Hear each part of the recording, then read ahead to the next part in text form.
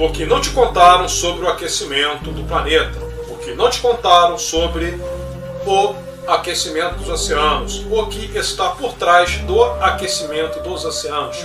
Qual é o fator principal para a grande quantidade de energia capaz de aquecer todas as massas oceânicas, todos os oceanos da Terra. Lembrando que os oceanos são o fator responsável para o controle no clima do planeta. Oceanos quentes, o planeta aquece. Oceanos frios, a temperatura no planeta cai. Mas o que está provocando o aquecimento dos oceanos? De acordo com a sociedade criativa, muitos cientistas estão fazendo denúncias, incluindo geólogos, geofísicos, de que estão acontecendo muitas erupções vulcânicas e, como resultado, liberando uma grande quantidade de energia em jaulas, aquecendo as massas oceânicas. E o resultado, um descontrole climático brutal. Aumento de furacões, aumento de super tempestades, super tornados, eventos inacreditáveis estão acontecendo e vão acontecer, vão piorar ano após ano. Confiram o vídeo a seguir.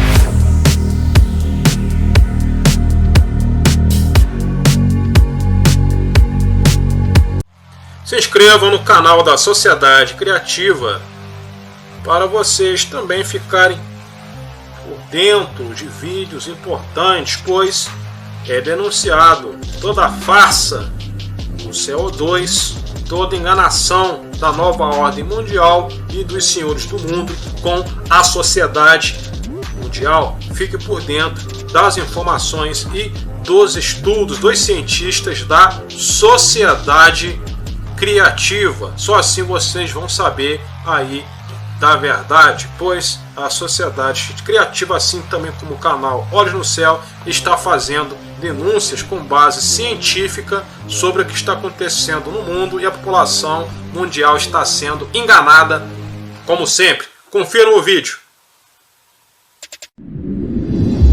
O oceano é a fonte de vida para todo o planeta e para nós, humanos. Graças ao funcionamento do oceano, podemos viver, mas ele deixa de ser a fonte de vida. Está prestes a tornar-se a fonte da nossa morte.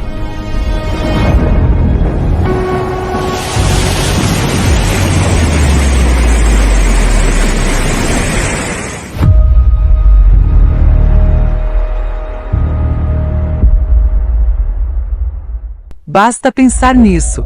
O aquecimento dos oceanos aumentou 450% em apenas 30 anos. De acordo com estimativas científicas, para que o oceano aqueça ao ritmo actual, seria necessária tanta energia como a que seria libertada se 7 bombas atômicas lançadas sobre Hiroshima explodissem a cada segundo durante um ano. Vamos ver de onde vem esta energia se a humanidade não detonar essas bombas no oceano. O facto mais sujo é que o oceano está a aquecer não só a superfície, mas também em profundidade. Uma equipe de investigadores norte-americanos descobriu que as profundidades médias do oceano aqueceram 15 vezes mais depressa nos últimos 60 anos do que aqueceram nos 10.000 anos anteriores. E esta progressão tem vindo a acelerar todos os anos.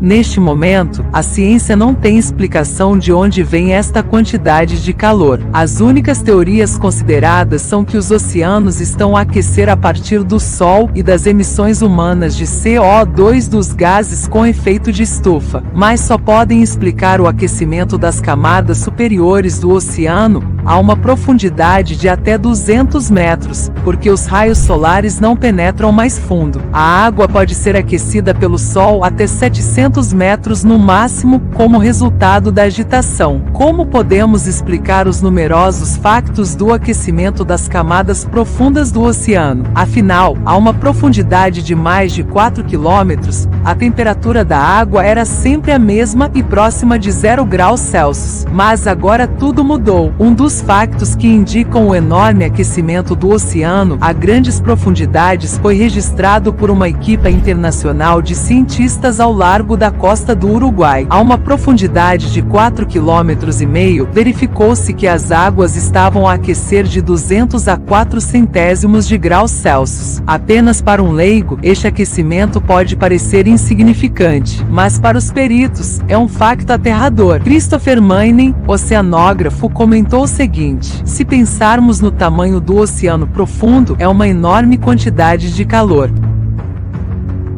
Pense nisso. Quanta energia é necessária para aquecer um tal volume de água como os oceanos do mundo? Isso exigiria uma fonte de calor colossal.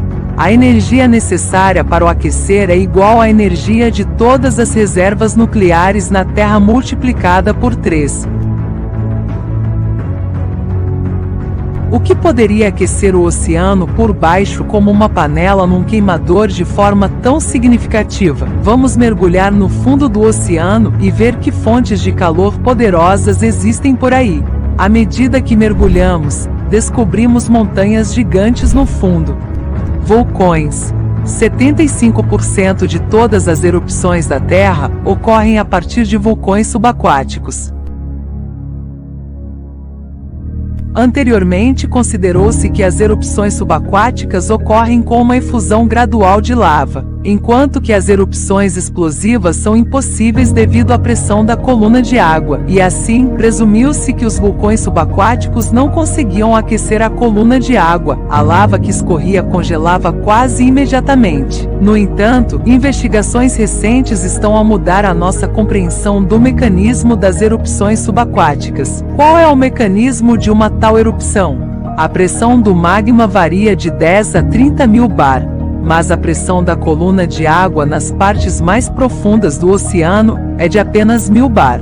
E assim que há uma explosão abrupta do magma, a água ferve e as moléculas de H2O decompõem-se em hidrogênio e oxigênio. Isto cria uma cavidade de gás-água, como uma bolha com uma pressão interna de centenas ou milhares de barras. E esta bolha neutraliza a pressão da coluna de água. Este é um processo físico e químico complexo que pode ser comparado ao voo de um avião hipersônico a velocidades máximas. O plasma ejetado em frente da sua proa neutraliza a resistência molecular do ar, fazendo com que o avião voe quase como se não tivesse peso. A combustão de oxigênio e hidrogênio cria o mesmo efeito no caminho do magma, resultando em erupções explosivas. A existência de tais erupções explosivas é confirmada pela descoberta de investigadores de Leeds. Estudaram quilômetros de campos de tefra, ou seja, cinzas vulcânicas assentadas, no fundo do Oceano Pacífico, perto da placa Juan de Fuca. Um modelo matemático mostrou que tais plumas só podiam ser formadas por uma erupção explosiva maciça. Para além da propagação do calor, os vulcões durante as explosões rebentam hidrotermos, jactos de água quente. Estudos demonstraram que os volumes de água em ebulição podem ser tremendos, cerca de 40 milhões de piscinas olímpicas, e formam-se rapidamente durante as erupções. A contribuição das erupções explosivas para o aquecimento oceânico é confirmada por Bernd Szymanowski da Universidade Julius Maximilian na Baviera. Com erupções de lava submarina, as correntes de equilíbrio térmico nos oceanos são perturbadas local ou mesmo globalmente. Contudo, dado o tamanho do oceano, a energia de erupções subaquáticas tão fortes não é suficiente para o aquecer, uma vez que os vulcões ativos não se encontram em todo o lado, e as suas erupções são ocasionais. Então, por que é que o oceano aqueceu tanto durante os últimos 30 anos? O que aconteceu nas últimas décadas? Há fontes de energia ainda mais poderosas que só recentemente se ativaram. Para compreender o que são estas fontes de energia, precisamos de olhar para o planeta como um todo. Nas últimas décadas, a Terra tem vindo a entrar numa fase de cataclismos cíclicos, com um período de 12 mil anos. Em 1998, foi registrado um salto no núcleo da Terra. O deslocamento dos centros de massa provoca uma aceleração semelhante a um salto da rotação do planeta e um aumento das forças centrífugas. Como resultado, o magma sobe bruscamente das profundidades em que ocorre um efeito de cavitação devido à libertação de pressão. Devido a isto, o magma ferve e expande-se em volume, a sua pressão sobre a crosta terrestre aumenta. A expansão do magma empurra a crosta terrestre, faz com que o número de fendas na mesma cresça rapidamente, e aumenta a atividade vulcânica e sísmica em todo o planeta. Devido ao facto de a crosta oceânica ser mais fina, ela é mais vulnerável à investida do magma em ebulição. Isto eleva a crosta terrestre, fazendo-a rachar e quebrar-se, e o magma corre para as cavidades resultantes, subindo cada vez mais alto até a superfície. Isto está a acontecer numa ampla frente por todo o fundo do oceano. O oceano está a aquecer, e este desastre só irá intensificar-se.